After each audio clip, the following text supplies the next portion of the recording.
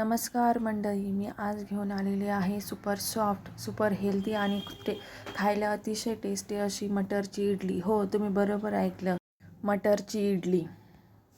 तुम्ही जर रोज रोज तीच इडली खाऊन जर कंटाळला असेल तर तुम्हाला ही मटरची इडली नक्की आवडेल. चला तर आपण रेसिपीला सुरुवात करूया. सर्वात अगोदर आपण 1 वाटी बारीक रवा घेणार आहोत. एका भांड्यामध्ये आपण तो रवा काढून घेतलेला आहे. त्याच वाटीने 1 वाटी दही घेणार आहोत. त्याच वाटीने आपण 1.5 वाटी पाणी त्यात टाकलेलं आहे आणि व्यवस्थितरित्या तो रवा मिक्स करून घेणार आहोत. थोडं पाणी टाकून आपण तो व्यवस्थितरित्या रवा भिजून घेणार आहोत. तुम्ही बघू शकता चांगल्या प्रकारे मिक्स करत राहायचं आहे. मला या ठिकाणी पूर्ण 1.5 वाटी पाणी लागलेलं आहे आणि 1 वाटी दही आहे. दही जर खूप आंबट असेल तर तुम्ही दह्याचं प्रमाण कमीही करू शकता. हे दही आंबट नव्हतं म्हणून मी 1 वाटी घेतलेलं आहे. अशा प्रकारे चांगलं मिक्स करून घ्यायचं आहे. बॅटर व्यवस्थित तयार करायचं आहे. इडलीच्या प्रमाणात तयार करायचं आहे.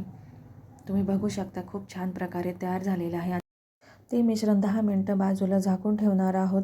आता आपण मिक्सरच्या भांड्यात 1 वाटी हिरवे मटर घेतलेले आहेत. त्यासोबतच हिरव्या मिरच्या आहे, 5-6 हिरव्या मिरच्या घेतलेल्या आहेत, कोथिंबीर आहे.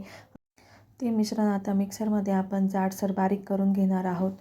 तुम्ही बघू शकता छान प्रकारे बारीक झालेला आहे. आता आपण एक तडका करणार आहोत.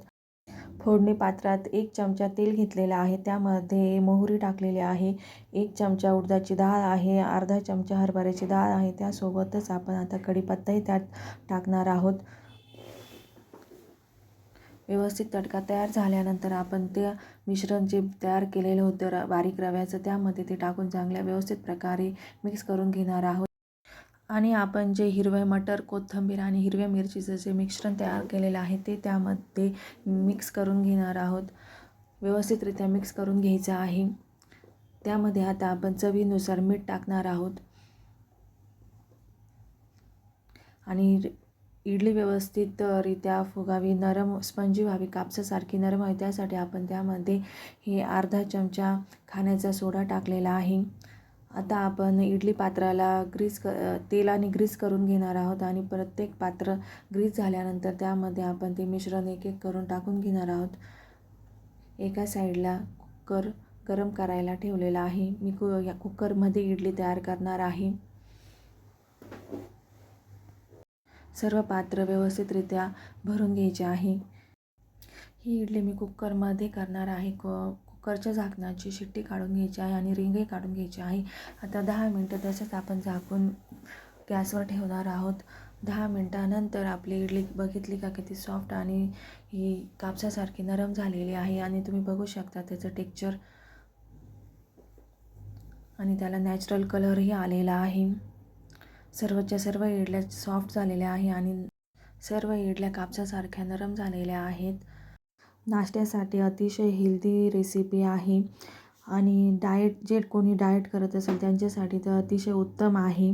सकाळी तर 10 मिनटात तयार होणारी रेसिपी आहे, त्यामुळे तुम्ही ही नक्की तयार करू शकता. तुम्हाला जर सकाळी नाश्त्यासाठी काही सुचत नसेल तर तुम्ही ही रवा इडली करू शकता. आणि तुम्ही बघू शकता आपली इडली ही अतिशय सॉफ्ट झालेली आहे आणि त्याला नॅचरल कलरही आलेला आहे. चला तर तुम्हाला माझी व्हिडिओ आवडला असेल आणि ही रेसिपी आवडली असेल तर एक लाईक नक्की करा आणि अशा साध्या, सिंपल आणि सोप्या रेसिपीसाठी ही माझ्या चॅनलला सबस्क्राईब नक्की करा. धन्यवाद व्हिडिओ पूर्ण बघितल्याबद्दल.